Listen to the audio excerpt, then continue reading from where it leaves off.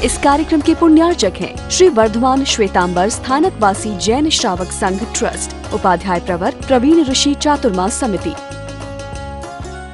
परम संदेश पूज्य गुरुदेव के चरणों में कोटि वंदना। विराजमान स्नेही से तीर्थेश श्री महाराज साहब प्रभु महावीर बनने की कथा सुनते सुनते कम से कम हम महावीर भक्त तो निश्चित रूप से बनने की लालसा मन में लिए। प्रभु महावीर के प्यारे श्रद्धालुगण, एक परिवर्तन जब जीवन में आता है तो दिशा बदलने के साथ ही सब कुछ बदल जाता है।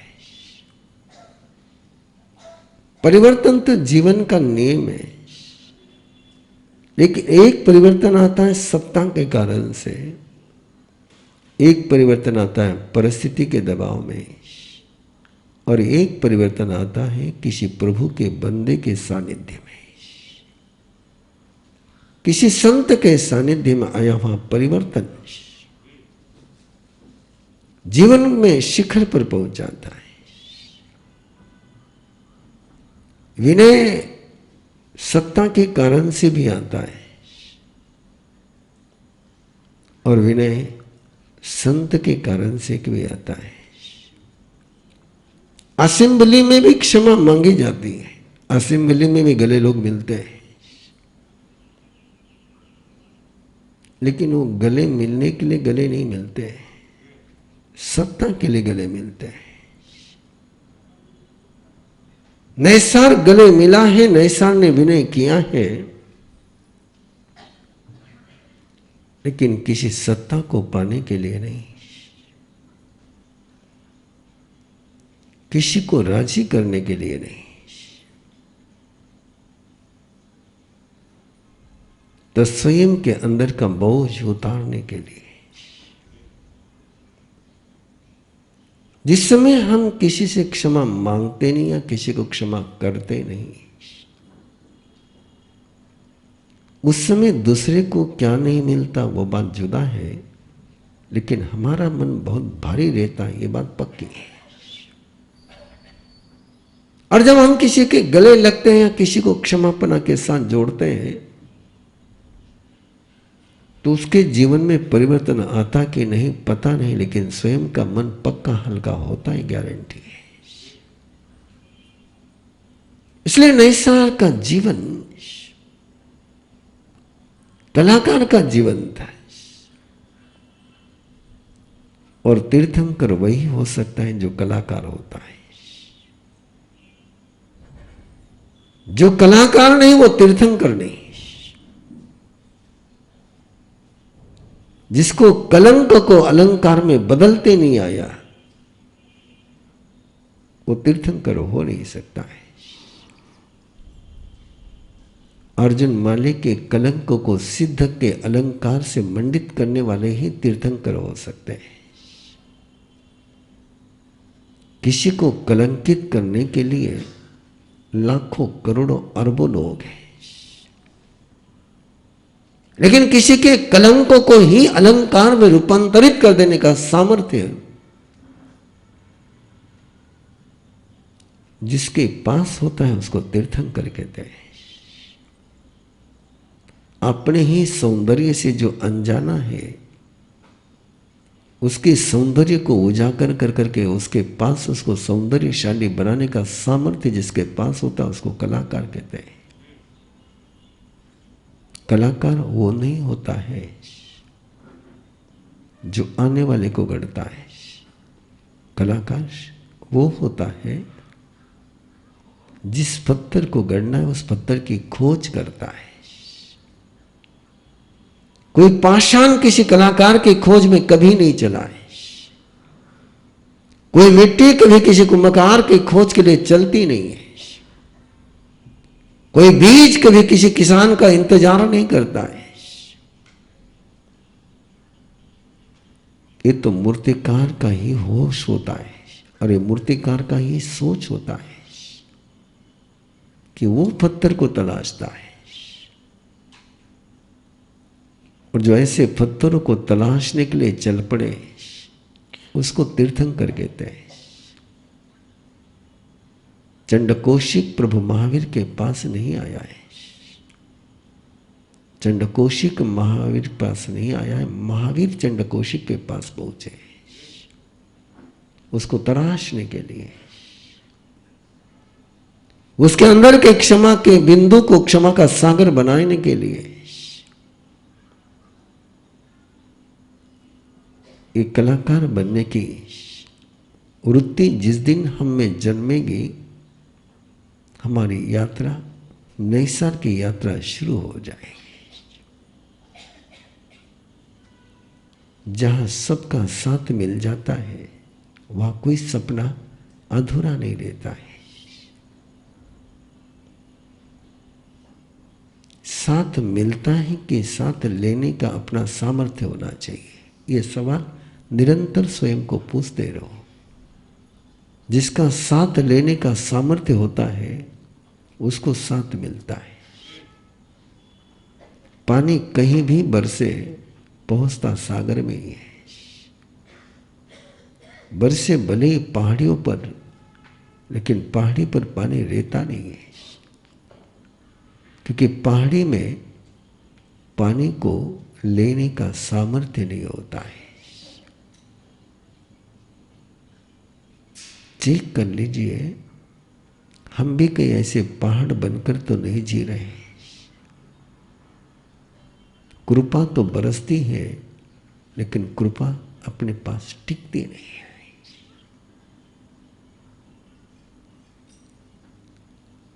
सागर की विशेषता है कि कहीं पर भी पानी बरसेगा तो वही पहुंचेगा, और ये पानी कृपा का भी होता है और ये पानी बद्दुआ का भी होता है। जो मिथ्यात्वी होते हैं उनके पास कहीं पर भी बद्दुआ बरसे उन्हीं के पास पहुंचती है।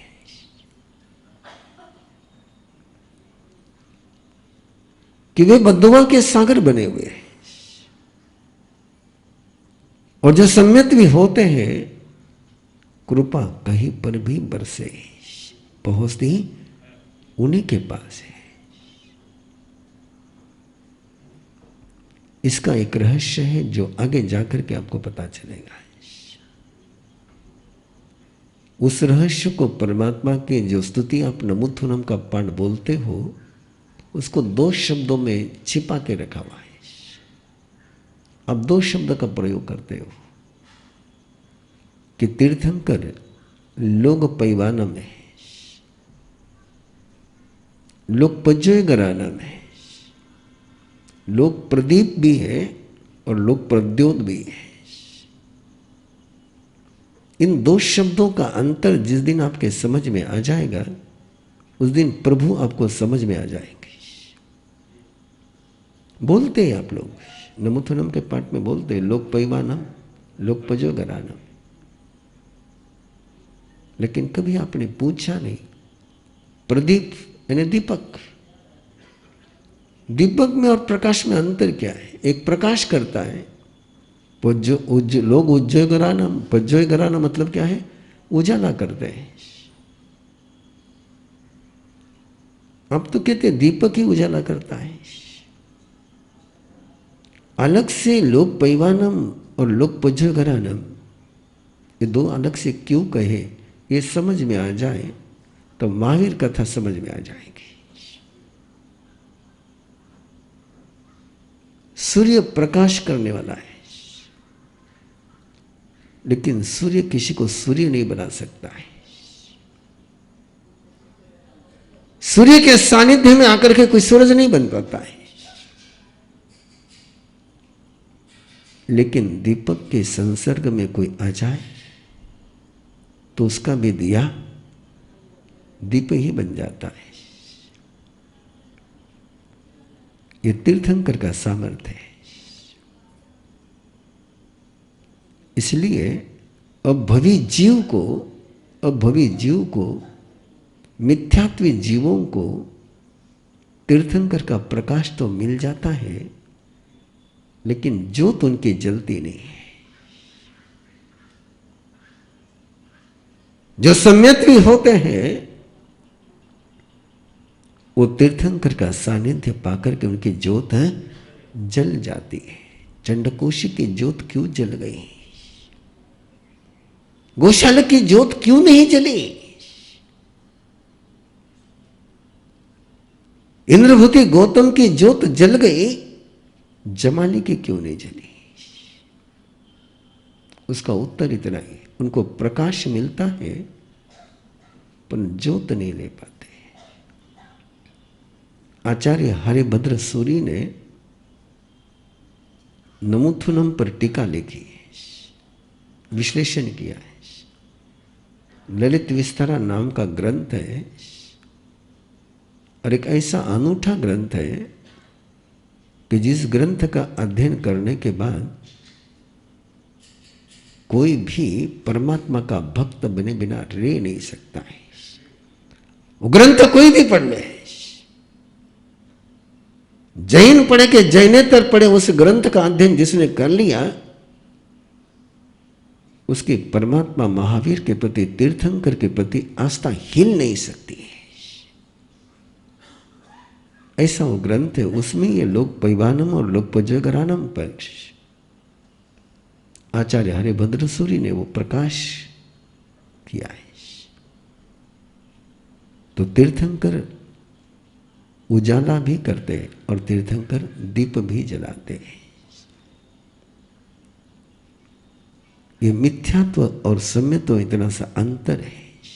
मिथ्यात्व को भी तीर्थंकर का प्रकाश मिलता है, नारकी के जीव को भी तीर्थंकर के जन्म कल्याणक के समय में खुशी होती है, लेकिन धर्म नहीं होता है। और उस समय जो योगी साधना करते हैं उनकी साधना सिद्ध हो जाती है, तीर्थंकर की ऊर्जा मिलते है। यह अंतर है। यह आपने तय करना है। आपको प्रकाश चाहिए कि दिया जलाना है। कथा का उद्देश्य उजाला करना तो है ही है, लेकिन कथा का मूल उद्देश्य है दिया जलाना है।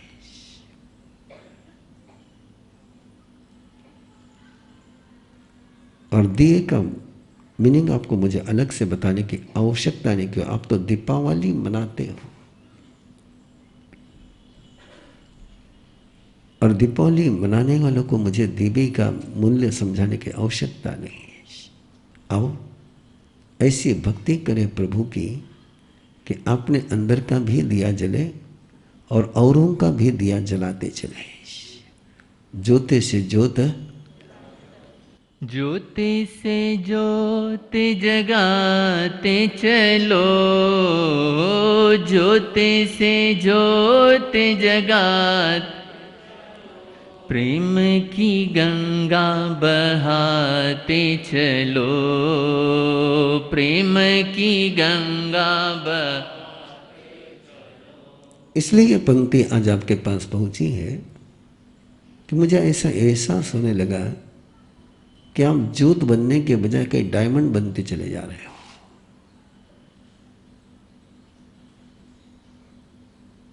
डायमंड कभी दूसरे को डायमंड नहीं बनाता है, और ज्योत दूसरी ज्योत को जलाए बिना रहती नहीं है। मैं तो चाहता हूं कि महावीर कथा सुनने वाले महावीर के दिए बने, और ऐसे दिए बने कि जहां भी वो पहुंचे वहां भी एक ज्योत जलती चली जाए। ये ज्योत जलाने का कार्यक्रम है, ये डायमंड बनने का कार्यक्रम नहीं है। मुझे किसी को डायमंड बनाने में बिल्कुल इंटरेस्ट ही नहीं है। पता नहीं लोग क्यों डायमंड बनना चाहते हैं। यूजलेस कोई वस्तु है तो डायमंड है, यूजलेस है। डायमंड का क्या उपयोग है? Only show.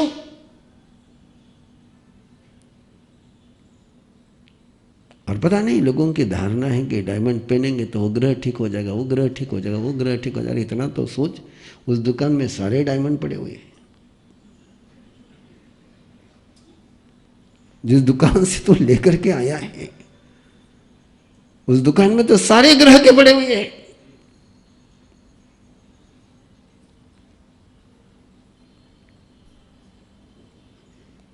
यूजलेस है।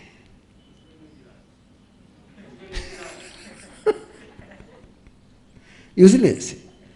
इसलिए मुझे किसी को डायमंड बनाने में इंटरेस्ट ही नहीं। मजा तो है ज्योत बनने में और ज्योत बनाने में। ऐसी ज्योत बननी चाहिए कि किसी भी तूफान में बुझ न पाए। ऐसी ज्योत बन गई है। एक संत की कृपा मिली और कृपा पाने का रास्ता होता है एक जीवन का नियम, एक छोटा सा नियम, एक छोटा सा प्रण। जिसकी जिंदगी में ज्योत जल जाती हो अंधेरे में जाता नहीं है। वो जहां पहुंचता है अपने साथ ही उजाला लेके जाता है। भगवान महावीर से इंद्रपति गौतम ने एक बार सवाल पूछा